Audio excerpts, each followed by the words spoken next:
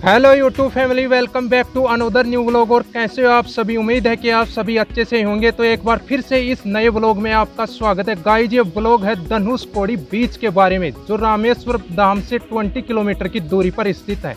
इससे पहले भी आपने रामेश्वर धाम मंदिर का व्लॉग देखा होगा। अगर नहीं देखा है तो नीचे डिस्क्रिप्शन में लिंक है, वहाँ जा करके देख सकते हैं आप। तो गाइस, इस धनुषकोडी बीच पर कैसे जाया जाए, इसका रहस्य क्या रहा है और इसका नज़ारा देखने में कैसा लगता है, वो आपको दिखाया जाएगा। इससे पहले कि मैं आपको इसके बारे में गाइड करूं, इसका इतिहास क्या रहा है, उसकी झलकियां आपके सामने प्रस्तुत करना चाहता हूं। यह धनुषकोडी रामेश्वरम धाम से 20 किलोमीटर की दूरी पर स्थित है और यहां से श्रीलंका सिर्फ 22 किलोमीटर की दूरी पर स्थित है। अभी मैं दिखाऊंगा श्रीलंका कौन से साइड से है, जहाँ इसकी दूरी 22 किलोमीटर है श्रीलंका की। और यह हिंद महासागर और बंगाल की खाड़ी का पिघलने वाला बर्तन भी है। यह संगम है हिंद महासागर और बंगाल की खाड़ी का, इसलिए इसको पिघलने वाला बर्तन भी कहा जाता है उनका। यह जादुई भूमि 3 ओर से समुद्र से घिरी हुई है। धनुषकोडी की जीर्ण शीर्ण इमारतें और सुनसान करने वाले रास्ते यात्रियों को एक अलग अनुभव का एहसास देते हैं। विशाल समुद्र और रेतीले समुद्र तट और नीले आकाश का मंत्रमुग्ध कर देने वाला संयोजन आंखों के लिए किसी उपचार से कम नहीं है, जो अभी आपको दिखाया भी जाएगा। यह कभी भारत और श्रीलंका के बीच माल निर्यात करने वाला एक व्यस्त बंदरगाह हुआ करता था, लेकिन 18 दिसंबर 1964 को आए एक भयंकर चक्रवात ने इस शहर को तबाह कर दिया। यहाँ पर एक शहर हुआ करता था पहले। यह भयंकर चक्रवात बिना किसी अलार्म के धनुषकोडी शहर से टकरा गया और उसको पानी में बहा ले गया। तो इस चक्रवात में धनुषकोडी और श्रीलंका से लगभग 1800 लोगों की जान गई थी। इस चक्रवात ने बंदरगाह, कार्यालय, रेलवे स्टेशन, स्कूल, चर्च और एक प्राचीन इमारत जैसी मंदिरों के कुछ अवशेष छोड़ दिए। और यहाँ धनुषकोडी आने वाले लोगों को श्रीलंकाई ऑपरेटरों के कुछ सिग्नल भी मिल जाएंगे, जो यहाँ पर देख सकते हैं आसानी से अपने मोबाइल के अंदर। यहाँ पर राम सेतु बीच भी आंशिक रूप से डूबा हुआ दिखाई देता है। यहाँ पर अपने परिवार और दोस्तों के साथ आसानी से घूम सकते हैं। यहाँ पर अवशेषों को देखकर और किनारे पर चलते हुए लंबे समुद्र और नीले आकाश की सुंदरता और रहस्यों में खो जाने का आनंद ले सकते हैं। यह समुद्र तट हर दिन हजारों पर्यटकों को अपनी ओर आकर्षित करता है। तो चले आपको दिखाते हैं यहाँ पर लोग कैसे अपने खुशी के पलों को बिताते हैं और अपना कीमती समय निकाल करके आते हैं और एंजॉयमेंट करते हैं। चलिए स्टार्ट करते हैं व्लॉग। तो गाइस, इससे महत्वपूर्ण जानकारी और भी बताई जाएगी आपको, तो बने रहे इस व्लॉगर और ट्रेवलर के साथ। तो गाइस, पर्यटकों की इतनी भयंकर भीड़ को देख करके आप अंदाजा लगा सकते हैं इस धनुषकोडी स्थान का अपने आप में कितना महत्व है, कितना खास है। स्थान रामेश्वरम धाम से 20 किलोमीटर की दूरी पर स्थित यह बीच दक्षिण भारत के बीचों में एक अलग पहचान बनाता है, जो आपको इन पर्यटकों के माध्यम से देखने को भी मिल रहा है। और बीच पर पहुंचने के लिए सड़क मार्ग बना हुआ है, बस यही जगह है। और चारों तरफ समुद्र है, एक तरफ हिंद महासागर है तो दूसरी तरफ बंगाल की खाड़ी है। और रोड के दोनों साइडों में थोड़ी थोड़ी जगह है, बस ये लंबी रोड है एक, इसके माध्यम से ही साधनों के द्वारा पर्यटक यहाँ पर पहुँचते हैं।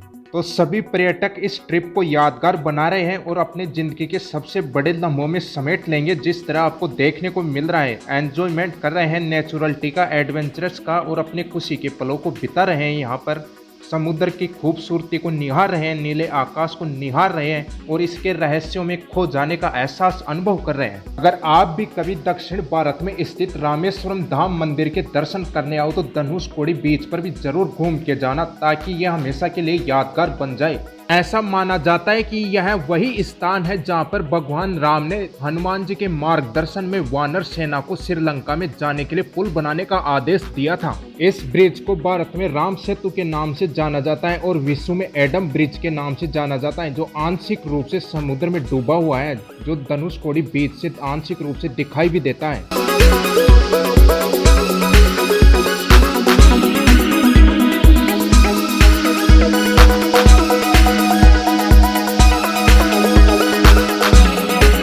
धनुषकोडी बीच का अंतिम छोर इस तरह का दिखाई देता है। ऊपर से देखने पर देखिए इस तरह का दिखता है। एक और हिंद महासागर है, दूसरी ओर बंगाल की खाड़ी है। पानी कितना सुंदर दिखाई दे रहा है, खूबसूरत नीला नीला पानी। यह हिंद महासागर और बंगाल की खाड़ी का संगम है, इसलिए पिघलने वाला बर्तन भी कहा जाता है इसको। देखिए यहाँ से श्रीलंका 22 किलोमीटर की दूरी पर, सिर्फ सीधा इधर 22 किलोमीटर बाद में श्रीलंका आ जाएगा।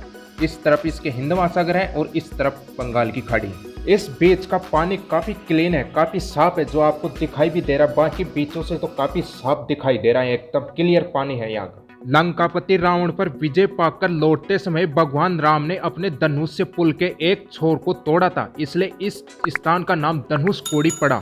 धनुषकोडी में राम सेतु पर्यटकों के बीच आकर्षण का एक प्रमुख केंद्र है, जो अरिचल मुन्नई पॉइंट के पास स्थित है। देखिए, राम सेतु पुल आंशिक रूप से इस तरह का दिखता है, देख सकते हैं आप, इस तरह का दिखता है। तो किसी जमाने में इस तरह की घटना रियल में हुई थी। हनुमान जी और नल के निर्देशन में वानर सेना ने एक पुल का निर्माण किया था श्रीलंका में पहुंचने के लिए। इस कार्य की खुशी में देवों के देव महादेव ने भी इनको आशीर्वाद दिया था। यहाँ पर कुछ खाने पीने की चीजें बेचने वाले भी आपको मिल जाएंगे, तो अपनी भूख भी मिटा सकते हैं। पानी की बोतल और कुछ खाने पीने की चीजें बेचने वाले मिल ही जाते हैं। अब बात करें गाइज रामेश्वरम धाम से यहाँ पर कैसे आए, रामेश्वरम शहर से यहाँ पर कैसे पहुंचा जाए। अगर आपके पास पर्सनल व्हीकल है तो कोई दिक्कत वाली बात नहीं है। अगर आप फैमिली के साथ या ग्रुप में आए हो तो तमिलनाडु टूरिज्म की बस को बुक कर सकते हैं। अगर कुछ कम संख्या में है तो आप ऑटो भी रिजर्व कर सकते हैं। अगर आप सिंगल या दो ही हो तो तमिलनाडु गवर्नमेंट की एक बस आती है यहाँ पर रामेश्वरम से, तो उस बस से भी आ सकते हैं। 30 रुपये किराया है बस का। अगर आप एक या दो पर्सन ही है तो आप रामेश्वरम धाम से यहाँ पर बस से भी पहुँच सकते हैं। तो हर 30 मिनट में यहाँ के लिए बस आती जाती रहती है। 2 नंबर की बस है जो तमिलनाडु गवर्नमेंट की बस है, जो आती जाती रहते हैं यहाँ पर हर 30 मिनट के अंदर।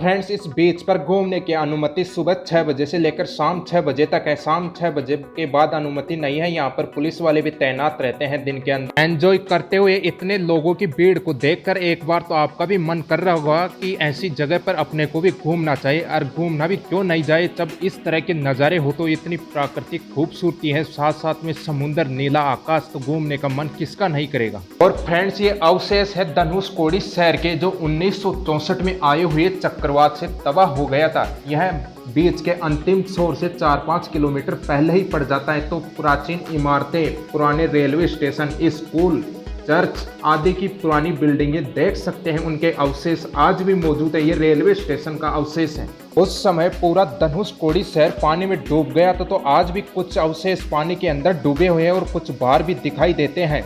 ऐसा अनुमान है कि जब चक्रवात आया तो धनुषकोडी शहर में एक ट्रेन भी चल रही थी, जिसमें 115 ट्रेन यात्री मारे गए थे। और इसके साथ पूरे धनुषकोडी शहर से 800 लोग मारे गए थे और श्रीलंका से 1000 लोग। तो ऐसे दोनों जगह से मिलाकर 1800 लोगों की जान गई थी। तो फ्रेंड्स, आपको इतनी इम्पोर्टेंट जानकारी मिल रही है, तो इस वजह से इस ब्लॉग को लाइक और इस पर कमेंट्स करना तो बनता है। और जिसने सब्सक्राइब नहीं किया वो सब्सक्राइब कर लीजिए और साथ में बेल आइकन को भी प्रेस कर लीजिए। और गाइज, यहाँ पर तैरने वाले पत्थर प्रेजेंट टाइम में देखने को नहीं मिलेंगे। इस धनुषकोडी बीच पर अभी तैरने वाले या फ्लोटिंग करने वाले स्टोन्स देखने को नहीं मिलेंगे। अगर आपको फ्लोटिंग करने वाले स्टोन्स देखने हैं तो रामेश्वरम धाम से 1.2 किलोमीटर की दूरी पर स्थित पंचमुखी हनुमान मंदिर है, वहाँ पर देखने को मिलेंगे फ्लोटिंग स्टोन्स, जो यहाँ धनुषकोडी से ही लेकर गए थे पंचमुखी हनुमान जी के मंदिर के अंदर।